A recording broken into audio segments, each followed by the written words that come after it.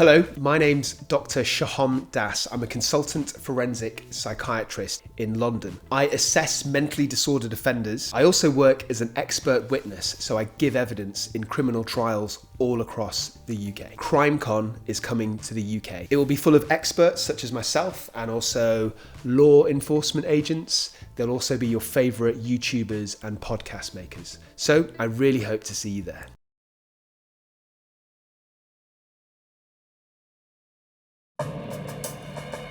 A young man plans elaborate crimes he believes will net him millions of dollars. As he puts his violent schemes in motion, the lives of innocent people and police officers mean nothing. The FBI tries to bring him to justice, but they soon find themselves up against a criminal enterprise.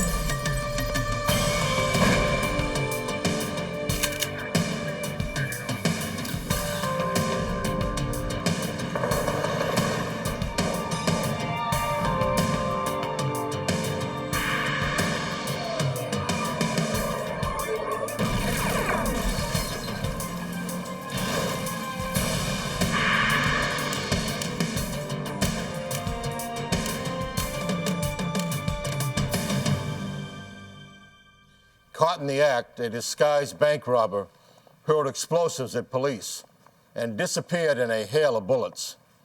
When police identified the suspect, they connected him to an armed kidnapping, but they couldn't find him. I'm Jim Kallstrom, former head of the FBI's New York office. The suspect's behavior was organized but unpredictable. Everyone leaves a trail, and agents hoped they could pick up the right one.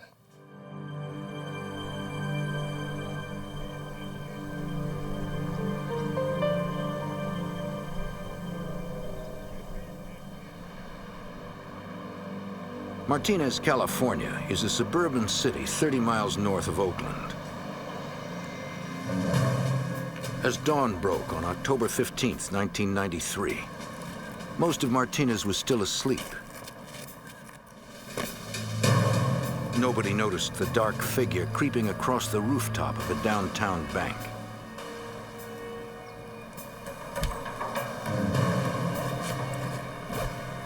He carried a top-of-the-line cordless power saw and drill with special motors that reduced noise. He seemed to know exactly where to cut into the roof.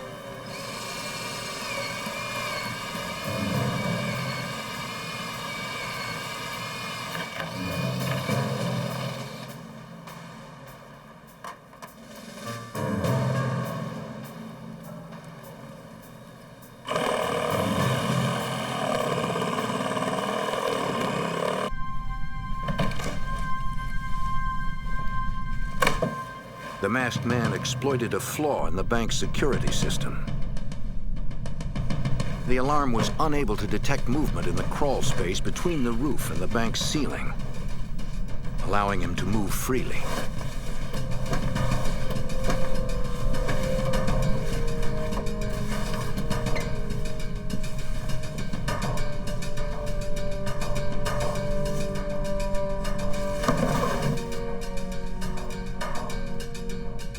Just below was the bank's office.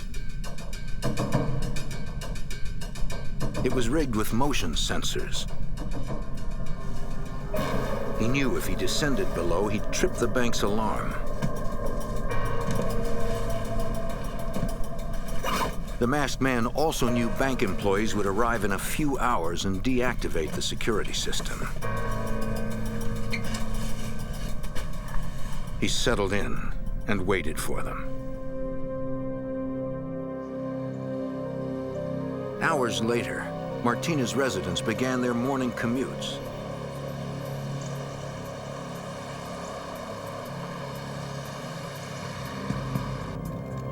Two miles from the Martinez Bank, in the city of Pleasant Hill, a police operator answered a seemingly unrelated emergency call. Someone saw two Hispanic males entering a supermarket with guns in their waistbands. Copy that, 220 and a move. It was just before 9 a.m. Pleasant Hill police officer Bob Lauderdale responded to the supermarket. M1, who's the reporting party? He's still on the line. A payphone. Well, my dispatcher advised that the person making the call was calling from a public phone directly across the street from the store. He just hung up. He gave his name as Kyle Farrell. I noticed a black male adult standing in front of the phone booth.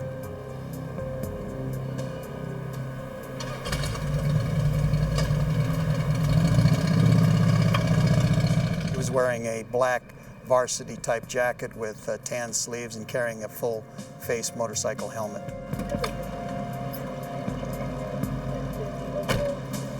Officer Lauderdale and Sergeant Gary Ezel entered the supermarket to investigate. They would begin an aisle-by-aisle search for the suspects. Back in the city of Martinez, the masked man had waited 3 hours in the crawl space above the bank's ceiling. Bank employees were preparing to open to the public. They deactivated the alarm when they arrived. How's Hi. vacation? It was awesome. Yeah. Very Nice to relaxing. be back at the office. Not really, but The masked man watched a teller punch in her access code to the ATM room where she would fill the machines with cash. It was his cue for a dramatic entrance.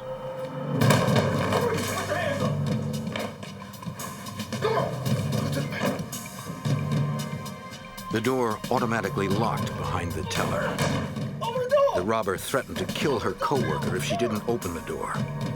Then he opened it himself. The bank's manager was in the break room. She heard the commotion and glass breaking.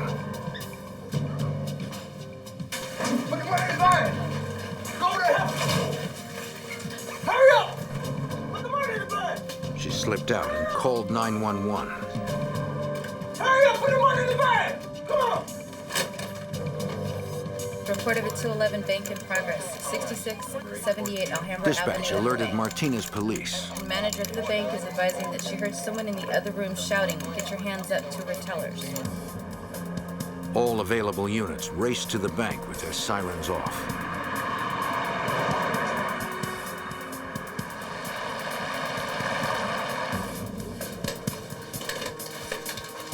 Hurry up! Hurry up!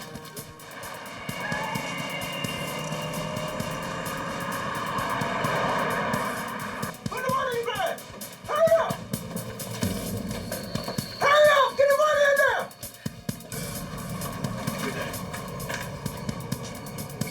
The robber left with a backpack stuffed full of cash. But to keep it, he'd have to evade Martinez police.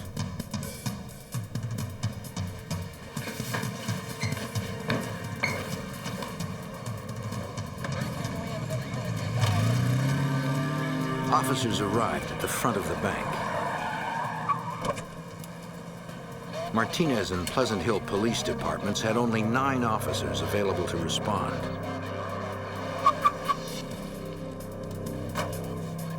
And 2 of them were tied up on a suspicious call at a supermarket.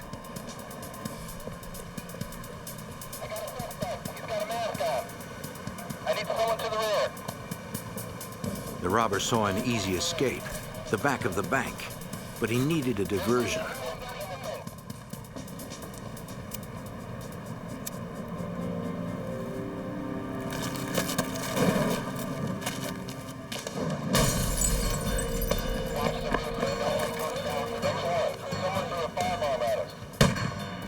Martinez traffic officer Earl Moffat moved to cover the rear of the bank.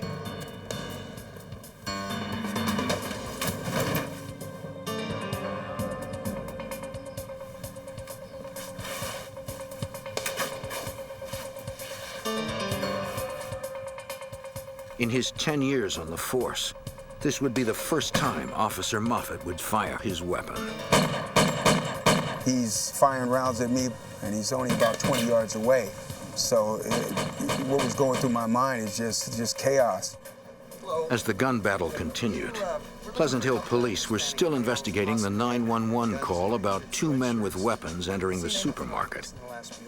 No, I sure haven't. None of the employees saw anything out of the ordinary. Have you seen anything like this? I haven't seen anything like that. Yes, I'm at the rear. Okay. Request mutual aid response from Pleasant Hill ASAP. Okay, Bob, we gotta go. All right. Officer Lauderdale was immediately suspicious. After we were unable to locate anybody matching that description, I thought the bank robbery in Martinez was too big of a coincidence. In Martinez, the bank robbery suspect continued his firefight with Officer Moffett.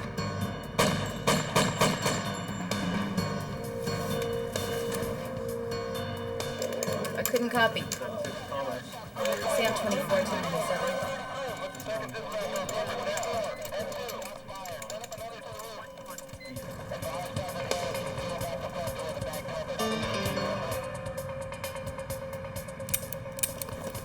His weapon empty, the officer was forced to reload.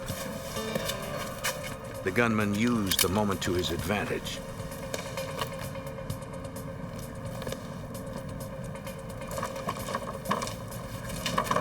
Moffett knew he would be vulnerable to ambush if he climbed over the fence. He followed procedure and called for backup. As officers cordoned off the neighborhood, Martinez police were joined in the investigation by the FBI and Supervisory Special Agent Bob Moore. The FBI automatically investigates all bank robberies. Any crime against those institutions is a federal offense. We have concurrent jurisdiction and traditionally have worked bank robberies very closely with local police. When I first arrived, the scene was quite chaotic.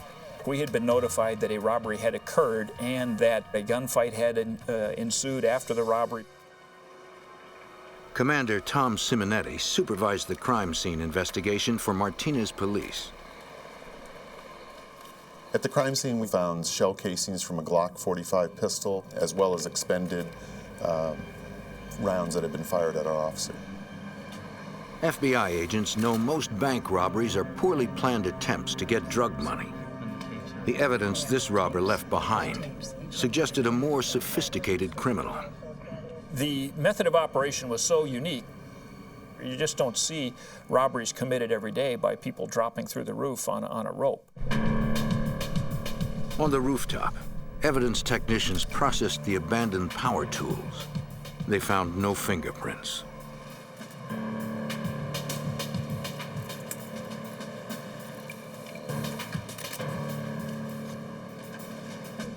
Agents interviewed bank employees about their traumatic experience.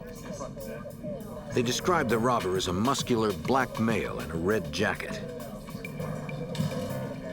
The average bank robbery nets just $3,000. The bank manager determined that the robber escaped with over $35,000.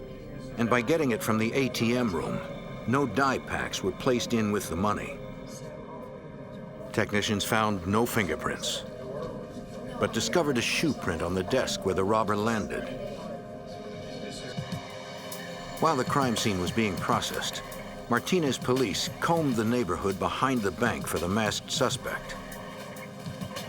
They soon picked up his trail. It was marked by $20 bills that had fallen from his backpack. But the money trail abruptly ended at the closed end of a cul-de-sac, leaving no sign of the suspect. I have followed the money trail up to the cul-de-sac. Pleasant Hill police officer Lauderdale was guarding the crime scene when he recognized someone in the crowd of onlookers.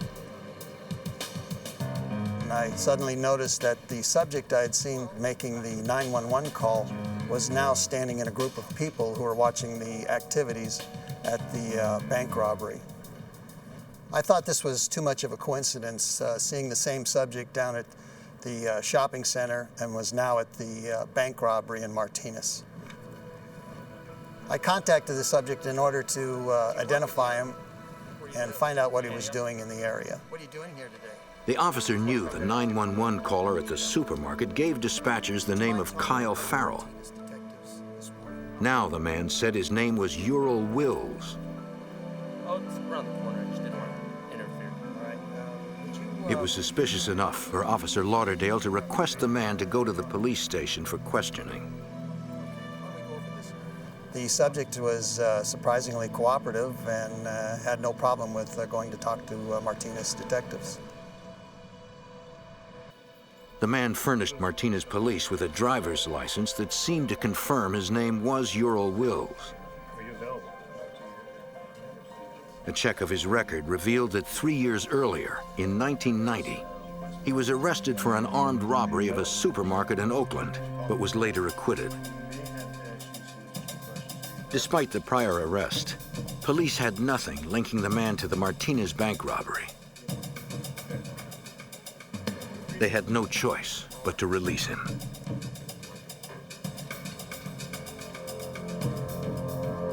They didn't know that uncovering the man's true identity would lead them to the bank robber, who was willing to kill to escape police.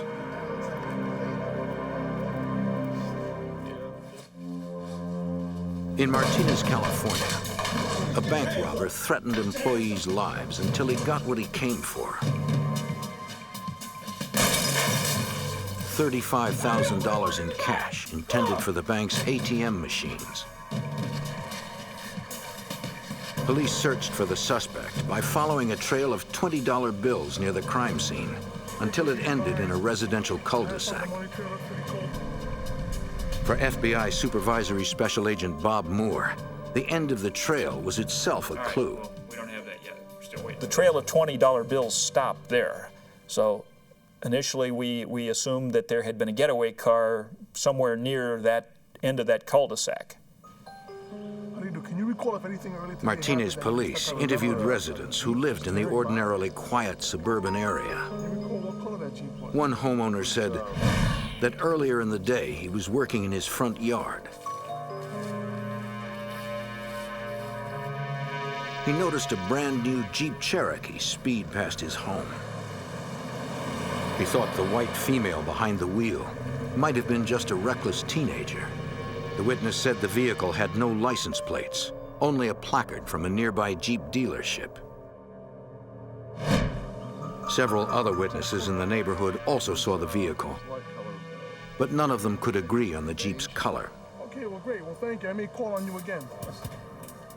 Supervisory Special Agent Bob Moore pursued the vehicle lead. Yes, Bob Moore with the FBI. How you doing? He called the dealership advertised on the SUV and learned they sold over 60 new Jeep Cherokees in the past 3 months. We began identifying the people who had purchased those cars with negative results. Each Jeep Cherokee had to be investigated. Martinez Police Commander Tom Simonetti knew it would be painstaking work. We also talked to several of the registered owners of new Jeeps, and they had either no criminal record or they had been out of town and were able to prove that they weren't involved in the robbery. We found that one had been stolen from a nearby BART station. The vehicle was recovered in the city of Concord, and after investigating it and processing it, it was determined that it was not involved in the crime.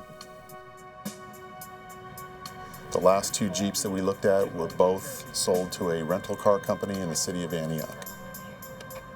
This is what we have here. Anything else? Agents went to the rental company to investigate the last 2 vehicles.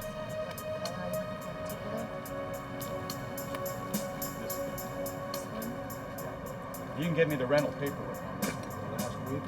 I need to know. They requested copies of the rental contracts.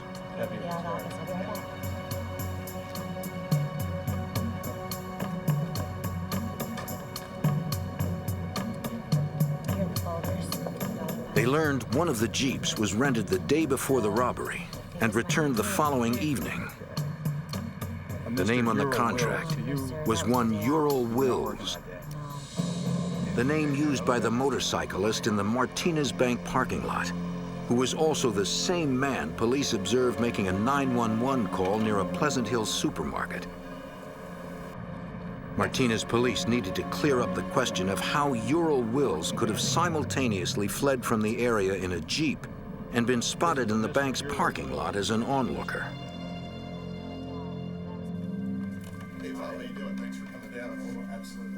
For answers, they turned to Officer Lauderdale. Take a quick look at these. When I presented the picture of Ural Wills and in the photo lineup to Officer Lauderdale, he identified a different person as Ural Wills. Lauderdale picked the photo of Doug Jones, a known criminal associate of Ural Wills. In looking into Mr. Wills's criminal history, we determined that he had an accomplice who had committed several crimes with him. Detectives believed that the accomplice, Doug Jones, posed as Wills at the scene of the robbery to throw off police. They now considered Wills their prime suspect. To agents, it was clear why Jones made the call while the bank robbery was in progress. Yeah, that's who I contacted. The planning of this included the attempt to create a diversion of the police by making a 911 call to the Pleasant Hill Police Department. Martinez police ran a more detailed background check on Ural Wills. They spoke to the Oakland detectives that arrested him 3 years ago for a supermarket robbery. They expressed their frustration that he was later acquitted. Martinez commander Tom Simonetti learned of yet another recent arrest of Ural Wills. During this investigation, we had found that Mr. Wills had been arrested by the California Highway Patrol for carrying a loaded Glock pistol. Martinez police discovered that the bank robber also used a Glock pistol.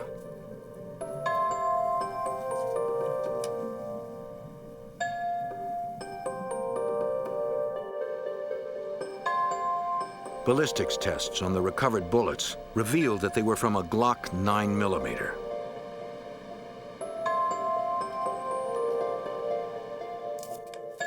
Martinez investigators also learned from Oakland criminal informants that Wills often preyed on other criminals. He had made several armed robberies of known drug dealers in the city of Oakland, which led us to believe we were dealing with somebody who either wasn't afraid or was very brazen in his criminal activity. The same criminal informants gave police insight to Ural Wills' methods of operation. They said he often used female getaway drivers because Wills believed they were less suspicious to police. The fact that a woman was seen behind the wheel of the Jeep was consistent with Wills' criminal history. From the auto rental contracts, agents were able to trace Ural Wills' financial records.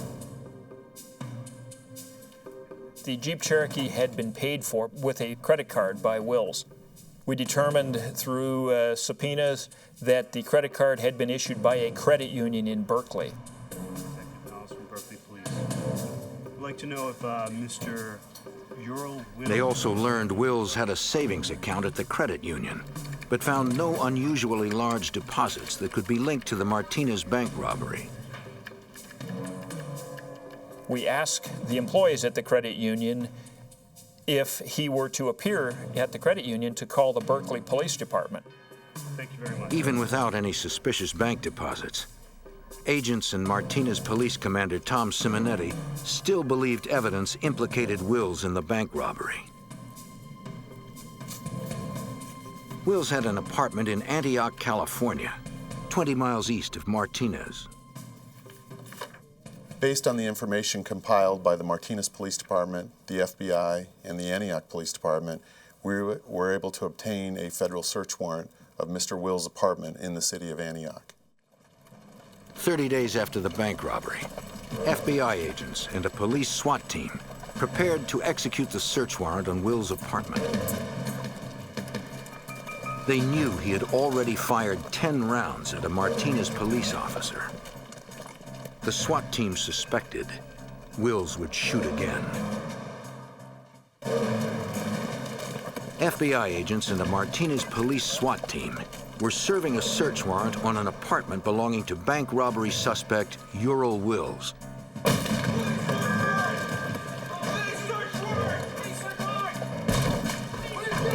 They found one man in the apartment. The SWAT team quickly determined he was not Wills. They identified him as Doug Jones, who was a known criminal accomplice of Ural Wills as well as Wills' roommate. Jones was the man seen making the 911 call near a supermarket before the Martinez bank robbery, and the man spotted in the bank parking lot after the robbery. Officers removed Jones from the apartment and took him to the station for questioning. As investigators executed their search warrant, they found several items of interest, including a bulletproof vest. Agents also found a red jacket that matched witness descriptions of the bank robber's clothing.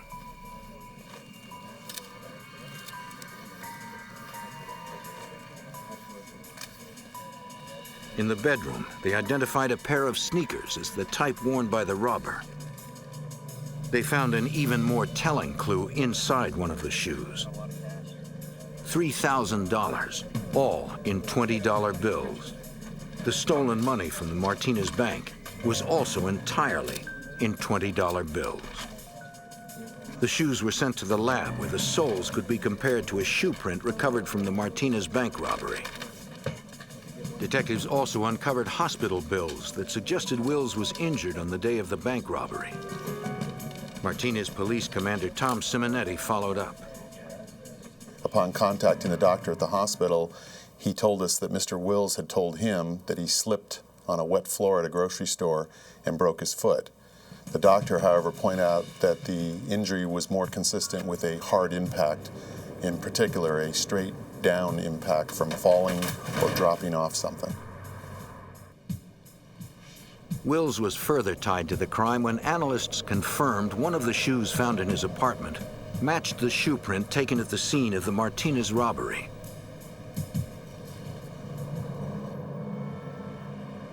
At the police station, Where is Mr. Wills? agents questioned Wills' roommate and criminal associate, Doug Jones. As suspicious as Jones' actions were, police couldn't charge him with a crime or make him talk. If Jones knew where Wills was hiding, he wasn't telling investigators. The biggest frustration in this case was trying to locate Mr. Wills after he knew we were looking for him. 222, go ahead. We had searched his residence, we had contacted everybody that knew him, and there was no doubt he knew we were after him.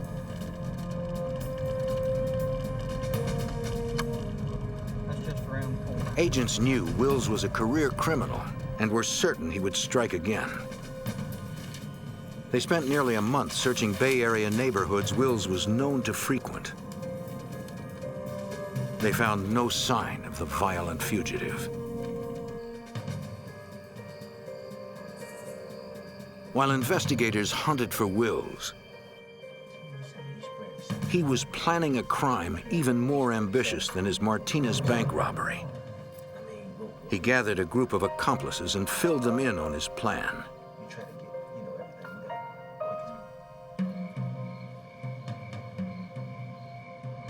Four days before Christmas in 1993, Wills' accomplices descended upon the Antioch, California home of jewelry store owner Gene Mayer and his wife Ruth.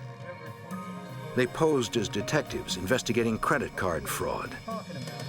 Once the door was opened, they revealed their sinister purpose. Get on the ground! Get on the ground! You're too low, man! Get on the ground now! Get down there! Get down! Just stay quiet. You won't get hurt. Shut up! Shut up! Now! Two bound the couple with duct tape,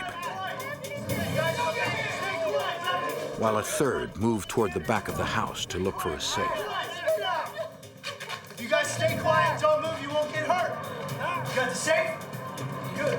Let's go. Get up. Get up. Get up. Get up there. The men told Gene Mayer they were kidnapping his wife.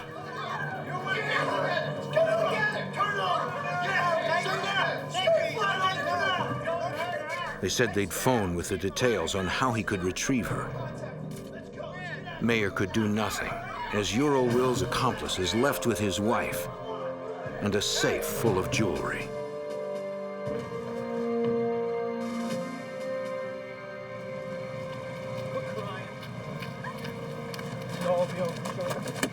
They used Mrs. Mayer's Suburban as their getaway vehicle. Get in there. Let's go.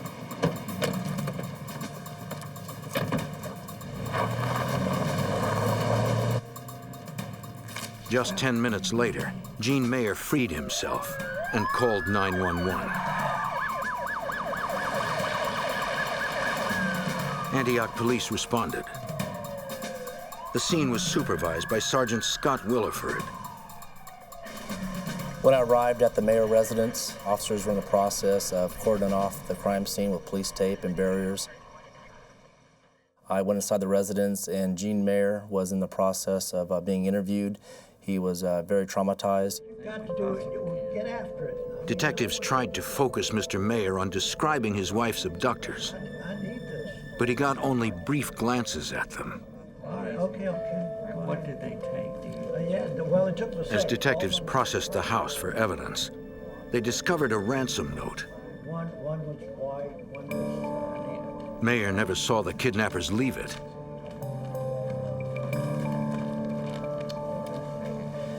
The note warned him not to contact the authorities. Gene Mayer worried that he might have made a mistake by calling police. He feared the kidnappers would retaliate by killing his wife.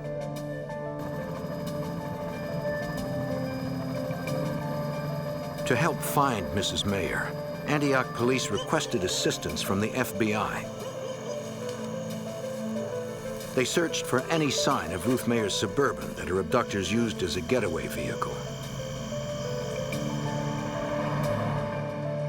Investigators knew the chances of finding a kidnapping victim alive diminish the longer the victim is held captive.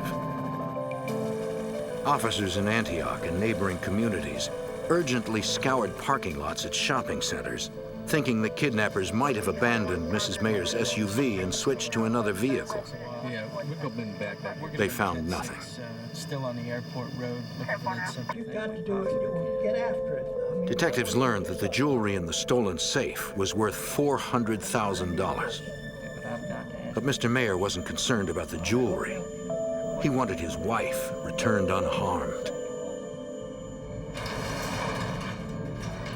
Blindfolded during her abduction, Ruth Mayer had no idea where she was or what the kidnappers had in store for her. Bank robbery suspect Ural Wills used a team of accomplices to rob a jewelry store owner and kidnap his wife.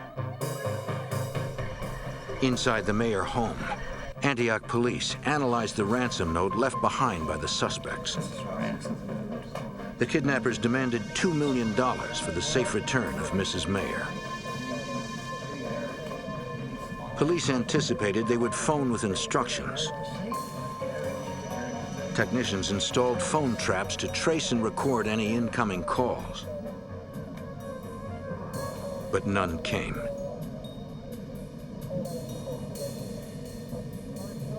For more leads, Antioch Police Sergeant Scott Williford gathered details about the jewelry stolen from the house. I want you guys to do your job. If any of it turned up, it might put them on the trail of the kidnappers. Since Mr. Mayer was a jeweler, he had specific detailed information on the description of all the jewelry. We were able to provide or compile a detailed list and put it out to other agencies regarding the stolen property. The FBI brought additional resources and helped coordinate the search for any sign of Mrs. Mayer or the Suburban her abductors stole from her driveway.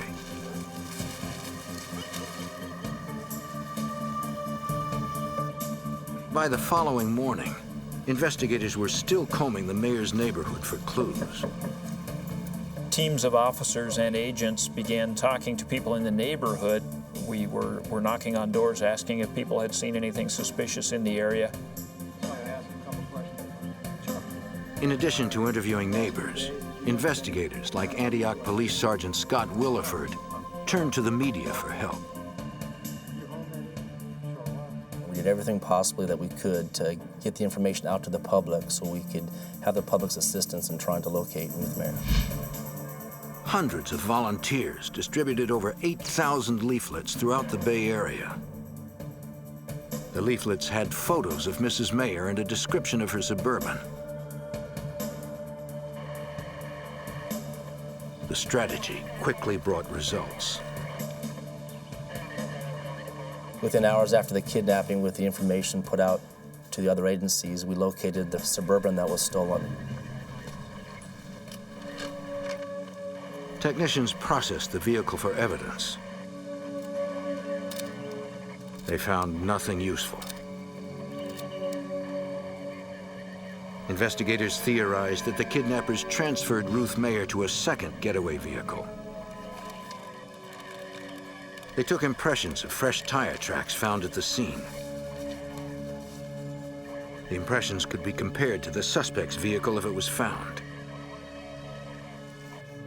Although they had found her vehicle, detectives still had no clue where Mrs. Mayer was being held. The kidnappers left her unattended for hours at a time. She used the opportunity to bite through her restraints.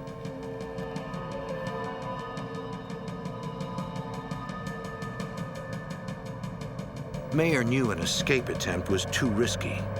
Instead, she memorized the details of the garage in case she was ever asked to identify it.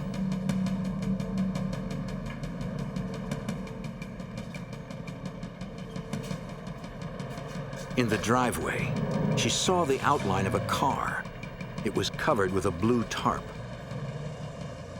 Mayer thought about shouting for help, but she was concerned what might happen if her abductors heard her. For the time being, she had no choice but to wait.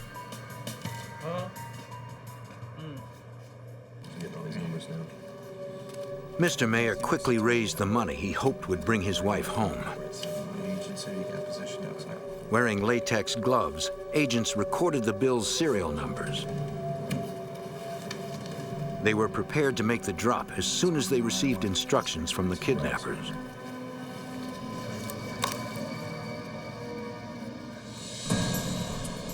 Two days after the kidnapping, police responded to a call from a Berkeley credit union. The FBI had asked the manager to call police if he saw the suspect from the Martinez bank robbery. He spotted Ural Wills trying to make a deposit. Looks like it's all here. Bring up your account number. The teller tried to access the account, but it was frozen.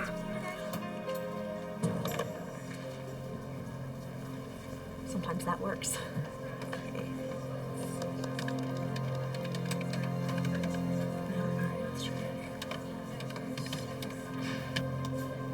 Berkeley police arrived and calmly approached the bank, but Wills spotted them.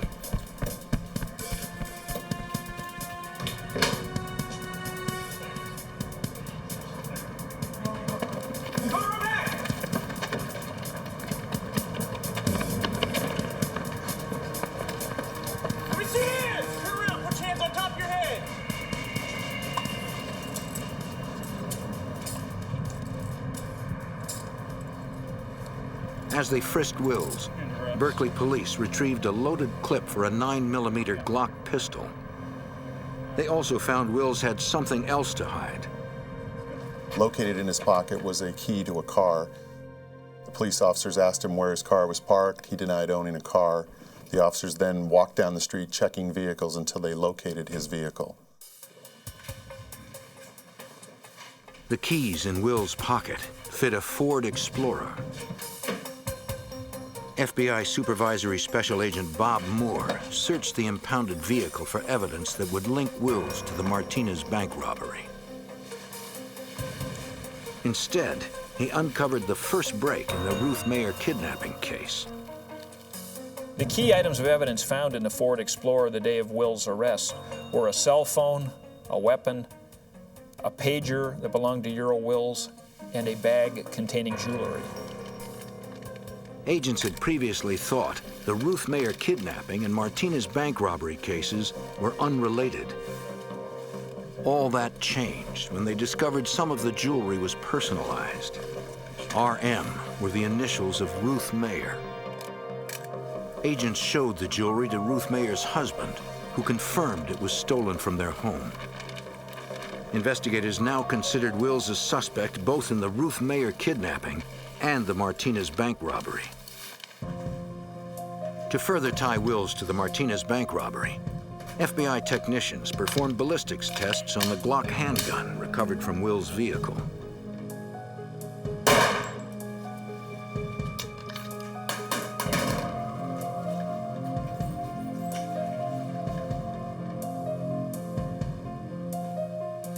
They compared the bullets test-fired by the Glock in the lab to bullets recovered from the Martinez bank crime scene. The tests indicated the bullets were not fired by the same gun. Investigators believed Wills probably disposed of the pistol used during the bank robbery and replaced it with another gun of the same make and model. All right, we found the jewels in your car. I want to know where you were and what you were doing. Wills was no longer just a bank robbery suspect. He was also a suspect in the Ruth Mayer kidnapping. We can already connect you to Mrs. Mayer. What these jewels are doing in... Desperate to save Mrs. Mayer's life, Antioch police asked Wills to tell them where she was being held. But Wills refused to cooperate. He remained silent on his involvement in the Ruth Mayer kidnapping. With Wills in jail, investigators were concerned his accomplices would panic and do something desperate. This kidnapping certainly exhibits some organization to it. But Authorities held a press conference to appeal for new leads. They also warned Wills' accomplices that they were closing in and that Mrs. Mayer should be released unharmed. On the other hand, I can't say for certain, but certainly we're looking at them. I've been here this whole time. Nobody's telling me nothing. On the fourth day of Mrs. Mayer's captivity, Christmas Eve, the man guarding Mrs. Mayer received instructions from the other accomplices in the kidnapping plot.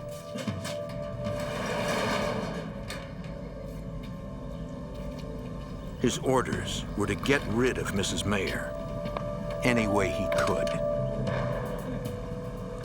The man ordered her to stay down and out of sight while he drove.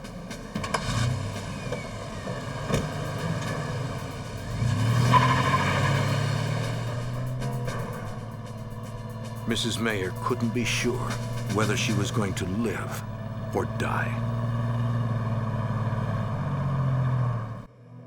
That's it? Kidnapping victim Ruth Mayer had endured 4 days of captivity. The ringleader of the abduction, Ural Wills, was in police custody on bank robbery charges. That left Wills' accomplices leaderless, and they were worried that the law was closing in. The accomplices ordered the man guarding Ruth Mayer to get rid of her any way he could.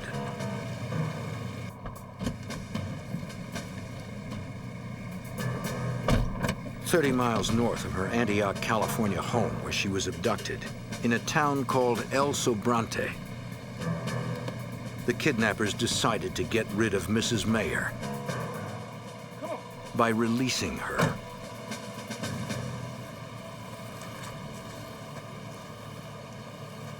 Now don't take off your blindfold. Antioch Police Sergeant Scott Williford believed police efforts to reach the kidnappers through the media paid off. Well, they knew the seriousness of the crime. They knew the pressure was on. This was a national publicized case at the time, and they didn't know what to do. It was so high profile, everybody knew all the details of this, and they were forced to release her. News of Ruth Mayer's return made headlines and the local newscasts. I just want to say that I'm so very happy to be home. Anything that you can... Investigators questioned Mrs. Mayer about her ordeal. She didn't know the location in which she was held and could not describe her abductors. Even so, she provided agents with important detail. She was able to use her senses as she was held in this garage and actually had remarkable recall as to a lot of the circumstances that were occurring in the area where she was held. She described certain sounds that she heard while she was held. She described the sound of trains going by. She described the sounds of buses or diesel-powered vehicles having to gear down or slow down as if to take a sharp turn. We've gotten a fair amount. Based on information obtained from Mrs. Mayer, investigators were looking for a location near train tracks and major bus lines. They used the cell phone seized in Will's vehicle to narrow the search. Agents quickly obtained the phone's billing records. And they just make their way heading east.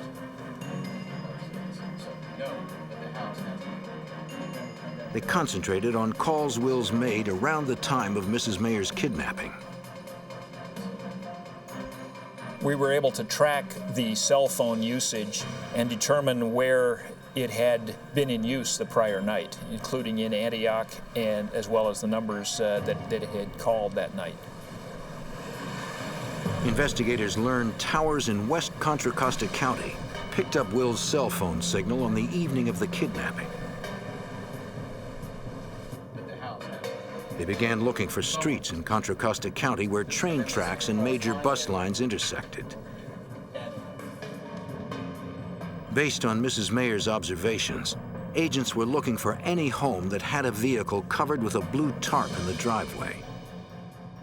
We located the house in San Pablo, and just from the visual inspection outside, it matched the criteria and the description that Ruth Mayer gave us. Agents obtained a search warrant for the home and found no one inside.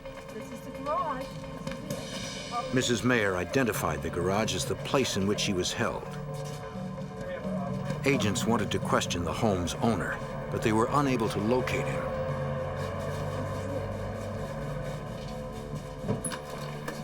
Investigators sought out homeowner's relatives in an effort to find him. Edward Rodriguez was the homeowner's nephew. Agents were unaware that he guarded Ruth Mayer during the kidnapping. But Rodriguez mistakenly believed the agents were looking for him and said he was just about to turn himself in. Will be used against you in a court of law.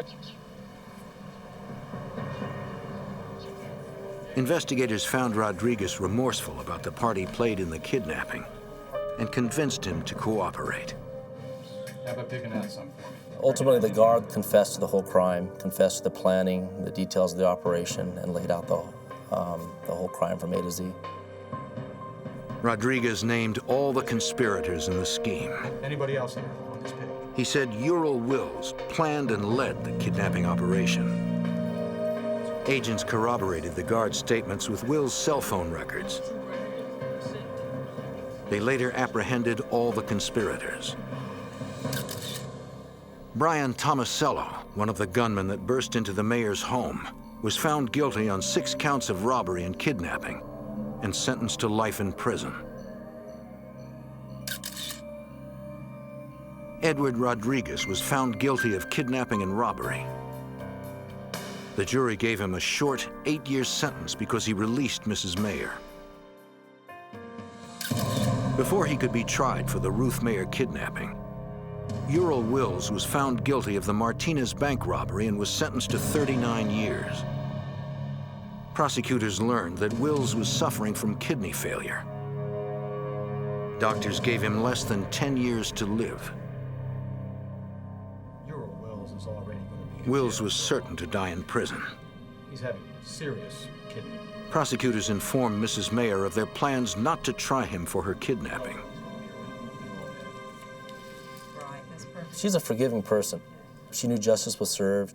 She knew he was in custody, Mr. Wills, for the rest of his life. And I believe that she forgave everybody. As he pursued his violent schemes, Ural Wills had expected to make millions and live a life of luxury. Instead, the FBI and local police made sure the criminal's last days were spent behind bars.